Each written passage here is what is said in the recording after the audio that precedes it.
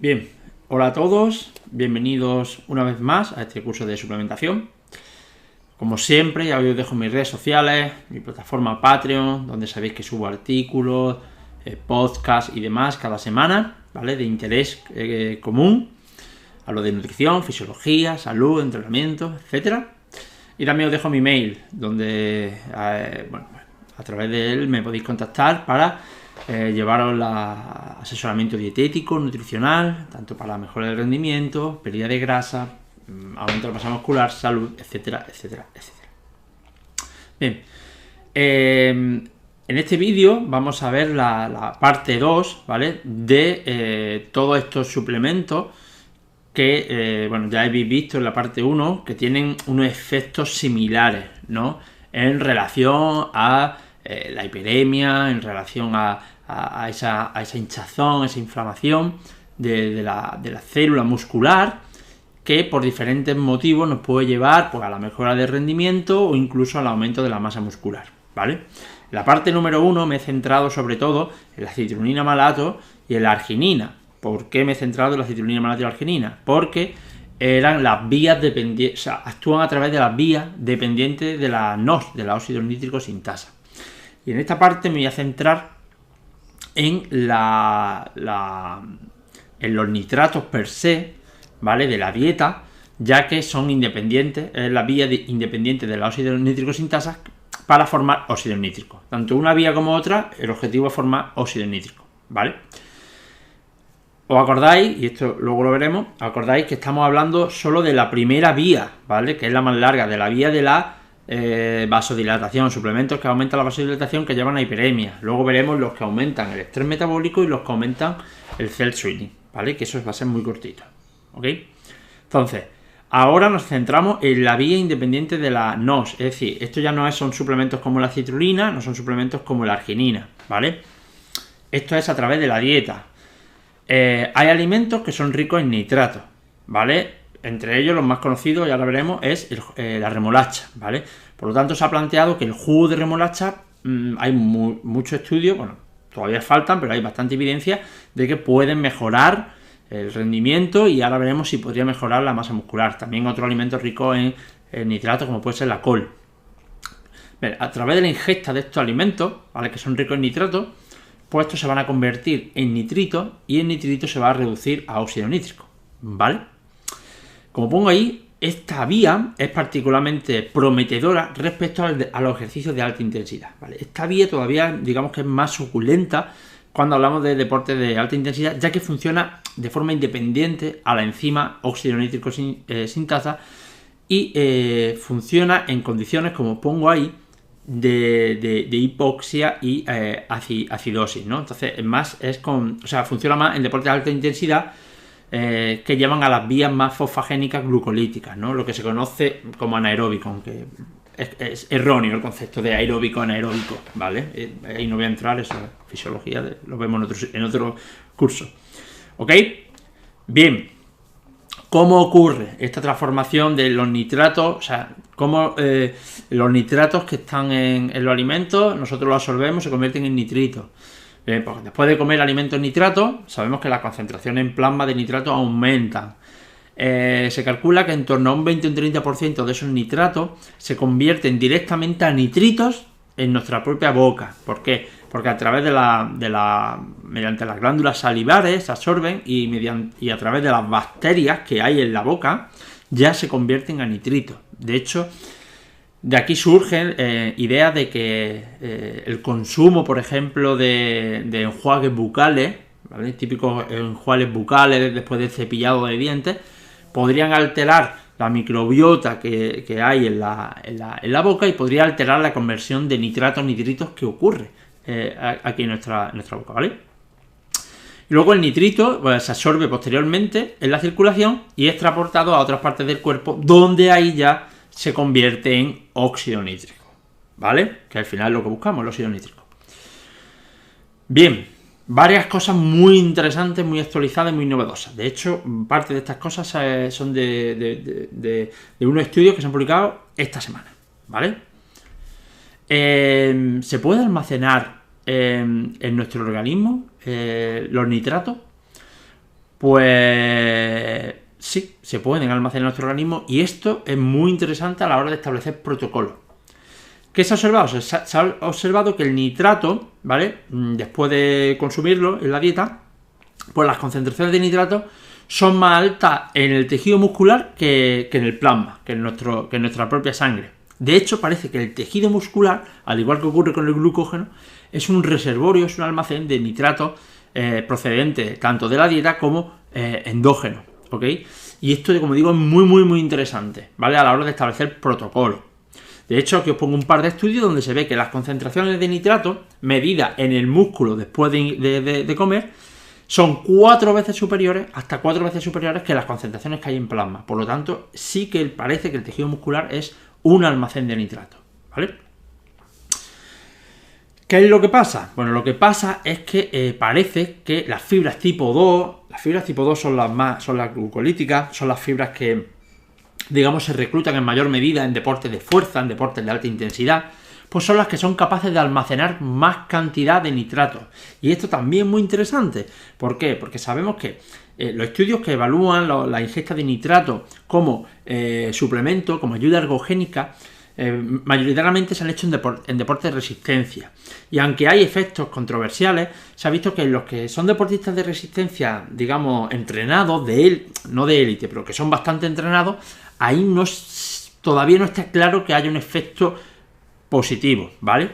Y esto en parte puede ser a que estos deportistas de resistencia, pues sabéis que son más dependientes de las fibras tipo 1, más oxidativas, y parece que el nitrato se acumula más en las fibras tipo 2, ¿ok? De hecho, parece que los estudios que van saliendo en deportistas de fuerza o de deporte de alta intensidad, parece que tiene aún mayores efectos el consumo de nitratos como ayuda ergogénica, incluso en deportes de resistencia, ¿vale?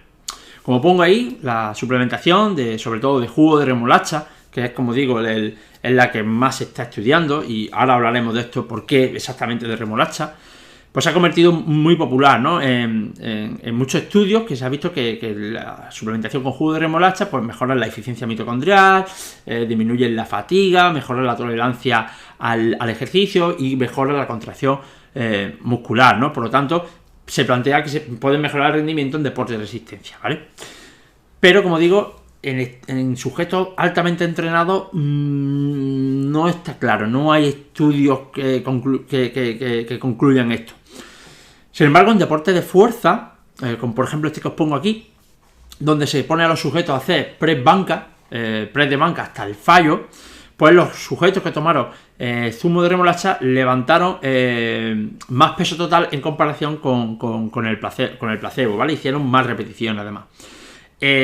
¿Cuáles son los posibles mecanismos por los cuales el jugo de remolacha puede mejorar en deporte de fuerza? Pues lo que pongo ahí, ¿no? Pues ese aumento del flujo sanguíneo que lleva a la hiperemia, esa mayor eficiencia mitocondrial que también va a producir ATP, que produce energía, la propia utilización de oxígeno y esa mejoría de la contracción muscular. ¿Ok?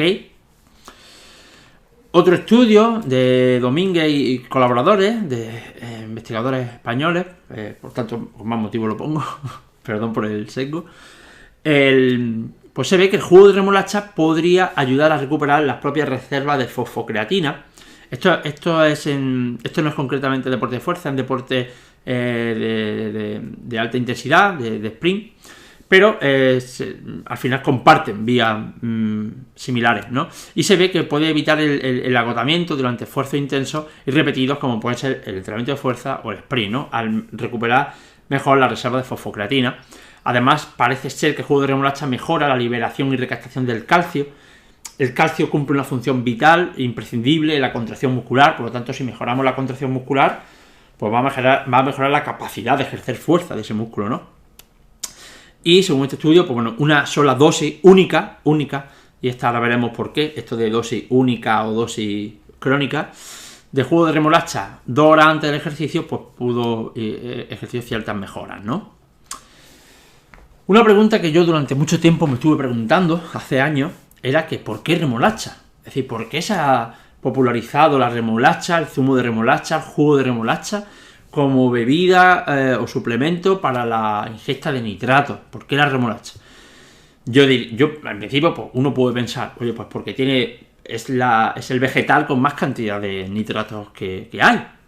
Pues no es así. De hecho, ahí os pongo diferentes vegetales y la concentración de nitratos por cada 100 gramos de ese alimento. Y si veis la remolacha, que es la primera, tiene 125 miligramos por cada 100 gramos de remolacha. Pero es que cosas tan comunes, al menos por aquí en España, como puede ser el hinojo, el rábano, la lechuga, incluso la rúcula. O sea, fijaros las concentraciones de nitratos que tiene la rúcula, que son más de 3 veces superiores a las concentraciones de la remolacha, ¿vale? Incluso las espinacas también. Entonces, ¿por qué siendo la remolacha, o sea, que no tiene tantos nitratos, es el vegetal que se está estudiando? Bien, la respuesta parece ser en lo que expliqué en vídeos anteriores, cuando hablamos de la proteína, en la matriz nutricional. O sea, nosotros cuando ingerimos algo, un alimento, no solamente estamos ingiriendo proteínas, grasa, vitaminas, sino que la propia matriz y todo esto junto hace que 1 más 1 sean 3, ¿vale?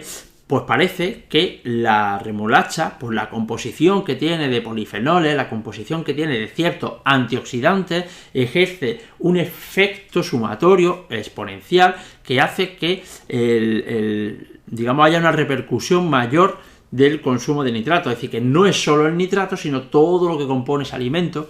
Por tanto, la remolacha, incluso teniendo menos nitratos que otros vegetales, parece que ejerce efectos superiores a otros vegetales, al menos en esta función ergogénica relacionada con el rendimiento, relacionada con el ejercicio, ¿vale? De hecho, también se ha demostrado que la fruta granada, que también tiene ciertos componentes, también tiene nitratos, también parece ejercer un efecto positivo, pese a las pocas concentraciones de nitrato que tiene, debido a otros componentes que tiene la granada, como por ejemplo el ácido elágico, que parece reforzar todo esto. Entonces es muy interesante todo este tema, y yo hasta no hace mucho no he podido encontrar la solución. Al menos parece ser que esta es la respuesta. Y yo me lo preguntaba y bueno, parece ser que es esto, así que ahí os lo dejo en exclusiva para vosotros, para que vaciléis con vuestro amigo en el gimnasio o donde sea. ¿Cómo y cuánto tomar de jugo de remolacha? Bien, esto todavía no está 100% claro, todavía hay que investigarlo y no hay protocolos 100% claros. Parece ser que la dosis más efectiva son en torno a unos 500 gramos, incluso un poco más, de jugo de remolacha, tomándolo desde 2 a 4 horas antes del ejercicio. Parece ser que es lo más efectivo. Bien, ¿cómo tomarlo? Y aquí retomo lo que os dije antes de una sola ingesta o ingesta crónica. Bien, parece que una sola ingesta, ¿vale? Es decir, que yo me tomo esto como la cafeína, que ya hablaré de la cafeína también, me la tomo justo antes del ejercicio, pues ya ejerce efectos positivos con una sola ingesta previa al ejercicio, ¿vale? No trabaja parece que no tiene por qué ser por acumulación, ¿no? Como por ejemplo la creatina, sino que una sola ingesta de nitrato, pues ya aumenta las concentraciones de nitrato en plasma, ¿vale? Y también lo hace en el tejido muscular, ¿ok? Pero, ¿qué se sabe? Que como el nitrato, como ya hemos visto, se puede almacenar en el tejido muscular, parece que si hacemos una ingesta crónica, o sea, de cada día, parece que vamos acumulando reservas de nitrógeno a nivel muscular. Por lo tanto, todo esto sugiere que el almacenamiento de nitrógeno en el músculo esquelético puede ser parecido, entre comillas, a como lo es el glucógeno. De hecho, hay un estudio donde se ve que hay una depleción, digamos, por decirlo de alguna forma, hay una reducción de la ingesta de nitrato en la dieta durante 7 días en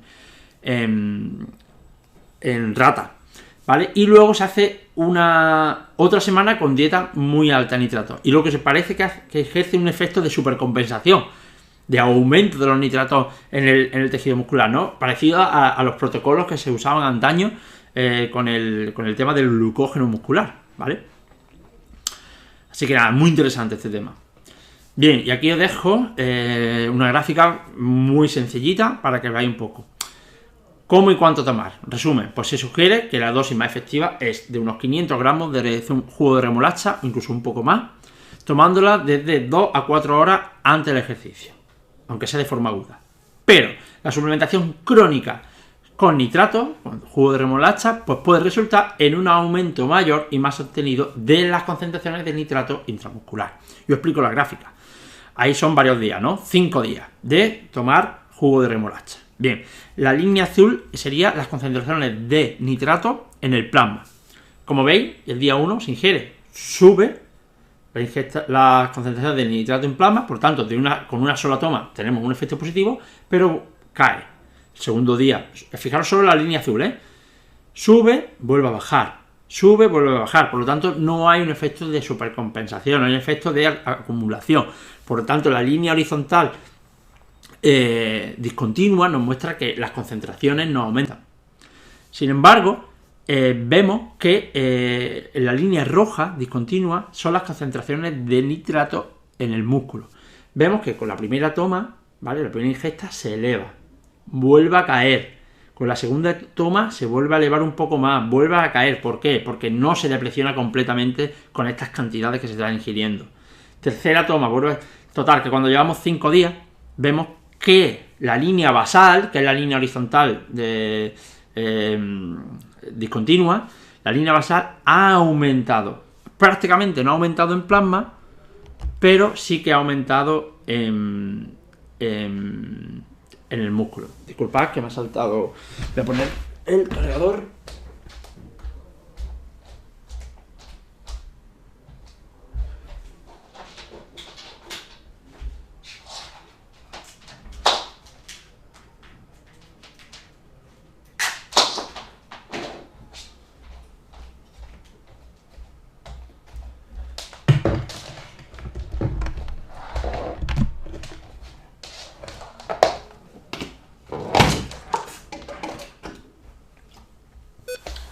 Listo, que se me queda sin batería.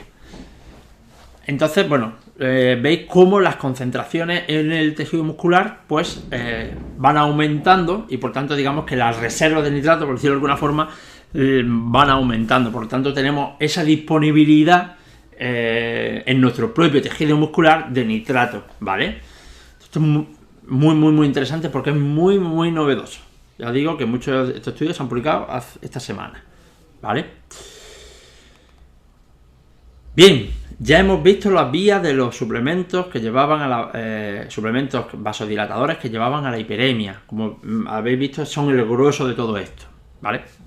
Y ahora de forma muy breve vamos a ver otros suplementos que por otra vía llevan a toda esta hinchazón, todo esto que estamos hablando, esta vasodilatación, el óxido nítrico y todo el rollo.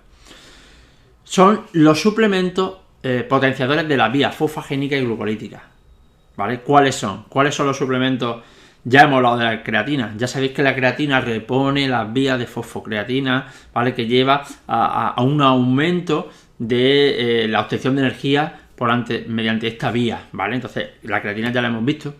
La betalanina es otro suplemento que tendremos un webinar, ¿vale?, más adelante, no sé si será el siguiente, que hablaré de la betalanina, ¿vale? Entonces, aquí simplemente la voy a mencionar como factor fisiológico secundario. ¿Acordáis del vídeo anterior?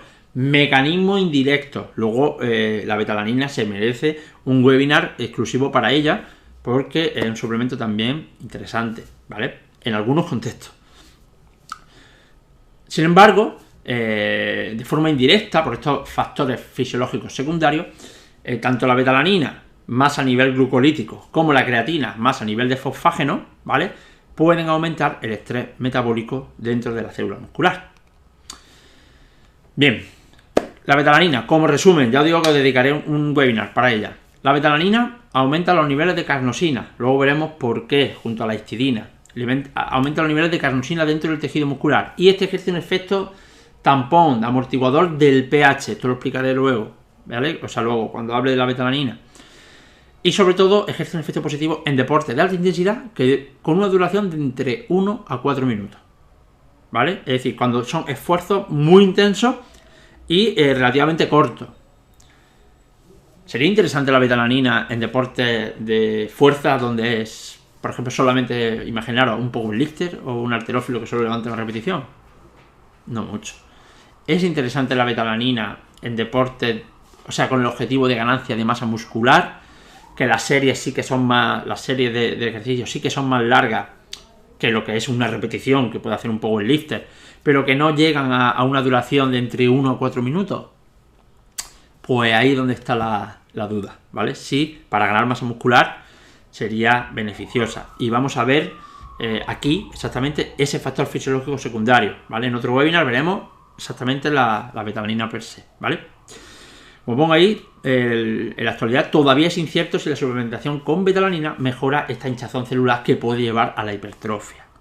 La premisa de que la betalanina puede producir un incremento del flujo de energía glucolítica durante el ejercicio de alta intensidad máxima o supramáxima es el planteamiento, ¿no? Es decir, sabemos que puede producir ese aumento de la energía glucolítica, por lo tanto, cuando algo favorece que obtengamos energía por la vía glucolítica, pues indirectamente va a llevar a una acumulación de metabolitos, de ese estrés metabólico, de lactato, de fosfato inorgánico y demás, y por tanto se va a producir esa acumulación de estrés metabólico. Entonces, aunque el objetivo principal de la betalanina no sea la ganancia de masa muscular, sea en otro tipo de contexto y para otro objetivo, va a producir también la acumulación de metabolitos de forma fisiológica secundaria. Entonces, esa acumulación de metabolitos pues puede llevar a la hipertrofia muscular por los mecanismos que ya os dije, ¿no? Los mecanismos de esta hinchazón que puede llevar al aumento de la síntesis proteica y disminución de la degradación, ¿no? Por eso algunos investigadores han informado aumento de la masa muscular después de la suplementación crónica con betalanina, pero sin embargo otros investigadores no han encontrado aumento de la masa muscular. Por eso digo que no está claro. Una posible explicación de por qué algunos estudios sí y otros no, y puede ser por las características de los sujetos. Se ha visto que en los estudios en los que sí parece que mejora la masa muscular son sujetos altamente entrenados y en los que no mejora la masa muscular son sujetos amateur. Se puede plantear la hipótesis de que los sujetos entrenados, ¿vale? Como son capaces de sostener, de aguantar más las contracciones musculares de alta intensidad porque tienen una mejor tolerancia al ejercicio, una mejor capacidad de aplicar intensidad, pues resulta en una mayor generación de sus productos metabólicos, ¿vale? Es decir, en una mayor acumulación de estrés metabólico, lo que resulte en esa mayor inflamación celular y en ese mayor esa hinchazón, esa inflamación que puede llevar a la hipertrofia muscular. Y obviamente en sujetos menos entrenados, que su RPE, su escala de percepción de esfuerzo no va a ser real, en un sujeto no entrenado tú le dices que haga un esfuerzo del 1 al 10, que haga un esfuerzo al 8 o al 9, y seguramente lo haga al 6, aunque para él sea un 8 y un 9, ¿vale? No sé si se explica. Entonces, esta puede ser la explicación. De todas formas, se requiere mucha más investigación para determinar si la betalanina es beneficiosa a la hora de ganar masa muscular. Una de las cosas que no la he puesto aquí, pero lo voy a contar, que yo creo, ¿vale? Y esto es una hipótesis, es que, vale, por un lado, la betalanina produce el aumento de la vía glucolítica, ¿vale? De la vía glucolítica, lo cual puede llevar a un aumento del estrés metabólico, ¿vale? Del estrés metabólico. Pero también puede ejercer ciertos efectos, ¿vale? Antioxidantes a través de la carnosina, y estos efectos antioxidantes, por otro lado, pueden inhibir ciertos efectos positivos también a nivel de acumulación, no de metabolitos, sino de especies reactivas de oxígeno, que también, lo que se conoce, bueno, radicales libres, que también puede tener un efecto positivo en la hipertrofia, ¿vale? Pero bueno, esto para otra ponencia. Creatina.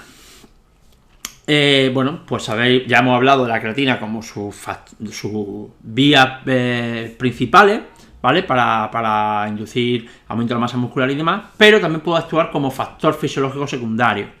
Os pongo ahí los mecanismos de acción secundaria de la creatina se deben a sus efectos directos sobre la vasodilatación y por tanto a ese aumento de metabolitos musculares en el tejido, ¿no?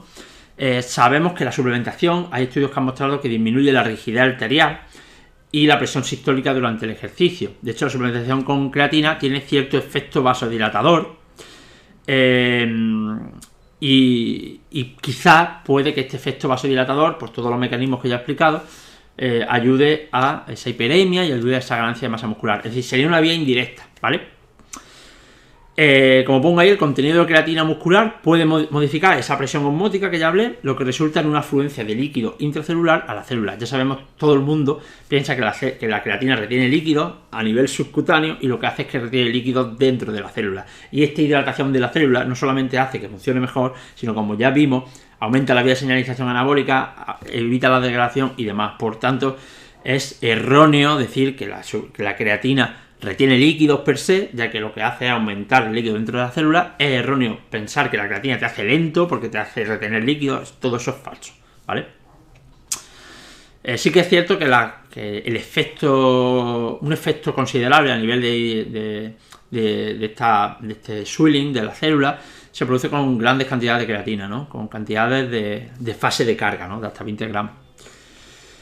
Así que, bueno, como vimos anteriormente, el aumento del contenido del agua muscular puede desencadenar la síntesis proteica, ¿no? Pero hay que tener precaución al interpretar esta información, ¿vale? Todo esto está un poco en el aire, pero sí que hay evidencia sobre ello, ¿vale?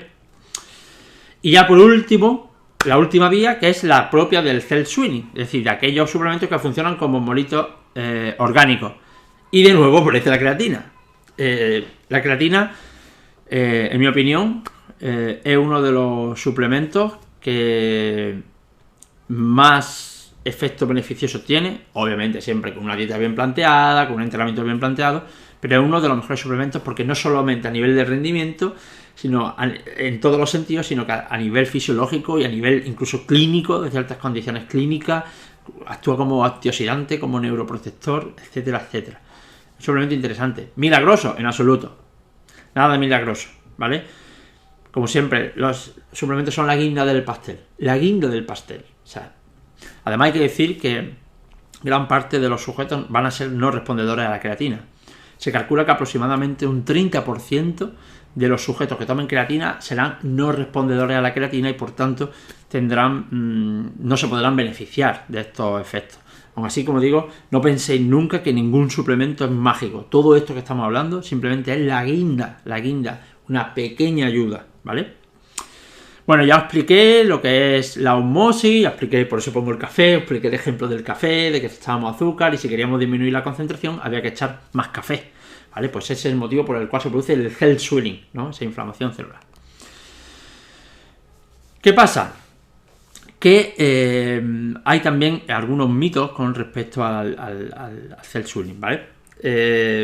Hay ciertos mitos, ciertas nociones entre algunos entrenadores diciendo que en algunos contextos este efecto de cell swelling que puede provocar la creatina puede ser peligroso, incluso perjudicial, sobre todo en deportistas que se exponen, que su deporte se ejerce en ambientes calurosos. Por eso pongo, por ejemplo, el vóley playa, ¿vale?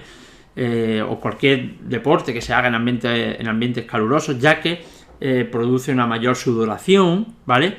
Y al sudar mucho, si además tomamos creatina, que lo que hace es llevar el líquido de fuera adentro de la célula, pues se puede producir una pérdida de agua, se puede producir una deshidratación, ¿no? Entonces hay un mito en el que la creatina, por tomarla, como lleva el líquido de fuera adentro, y además sudamos mucho, se produce mucha sudoración, mucha pérdida de agua, pues puede llevar a una deshidratación más rápida. Sin embargo, todo esto es muy especulativo, ya que realmente no hay evidencia sobre esto, ¿vale?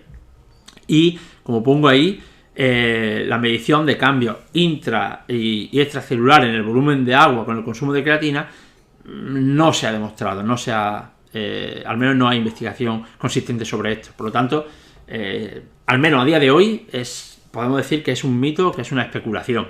Ojo, quizá más adelante haya investigaciones que nos digan que sí, que ojito con esto, porque vale, pero a día de hoy no se puede concluir eso en absoluto.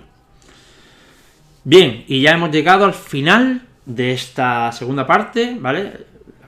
Tuvimos la parte 1, la parte 2, de todo esto que tiene relación con el óxido nítrico y otros tipos de mecanismos a través de los cuales podemos llevar a ese aumento de la masa muscular con estos suplementos, todo relacionado con hiperemia, óxido nítrico, con inflamación celular.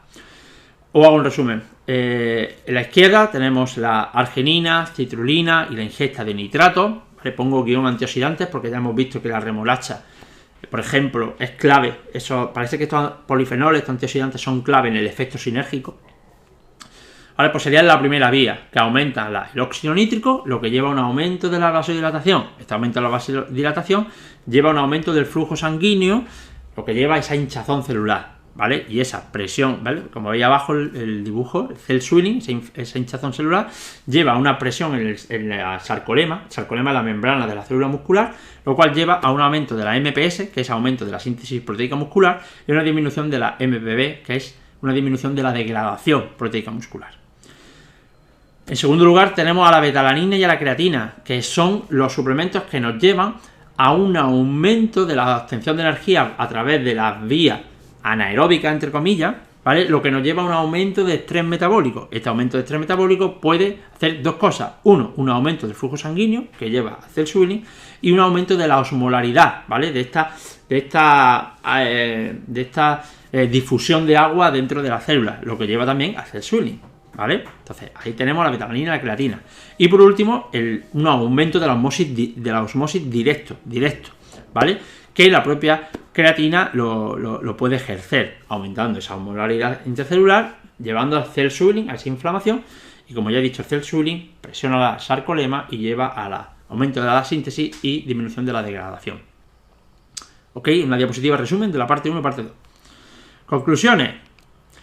Actualmente existe una visión limitada sobre el modo exacto de acción en la que estos ayuda ergogénica, pues esto nos inducen beneficios, ¿no? Estos suplementos dietéticos de nitrato y también la propia ingesta en la dieta de nitrato. También se sabe muy poco sobre el metabolismo del nitrato en la dieta después de la ingesta y la aparición de nitrato y nitrito en la circulación. Como pongo ahí, la citrulina se muestra más efectiva que la arginina, como ya vimos, para aumentar el contenido de óxido nítrico. Otros suplementos, como la betalanina, pueden ejercer un efecto positivo en el músculo mediante mecanismos fisiológicos secundarios, que es lo que acabamos de ver. El jugo de remolacha se plantea como un potencial factor dietético de la dieta para aumentar la concentración de nitrato, ¿vale? Además, hemos visto que el músculo esquelético se propone como un sitio de amortiguación de nitratos, de reservorio de nitratos, y esto es muy importante, ya que el hecho de que el músculo tenga la capacidad de almacenar nitratos es muy importante a la hora de establecer protocolos, ¿vale? Con los suplementos de nitratos, con la ingesta de nitratos, con el objetivo de mejorar el rendimiento o la masa muscular. Hay que decir que la ubicación exacta donde se almacenan los nitratos no está clara, pero parece ser que es más alta en las fibras tipo 2, lo cual sería una posible explicación de el motivo por el cual parece que ejerce efectos positivos en deportes de alta intensidad y en deportes de fuerza. ¿Ok? Pues listo, hasta aquí estos suplementos, espero que hayan gustado y nos vemos en el siguiente vídeo con un suplemento nuevo. Hasta luego.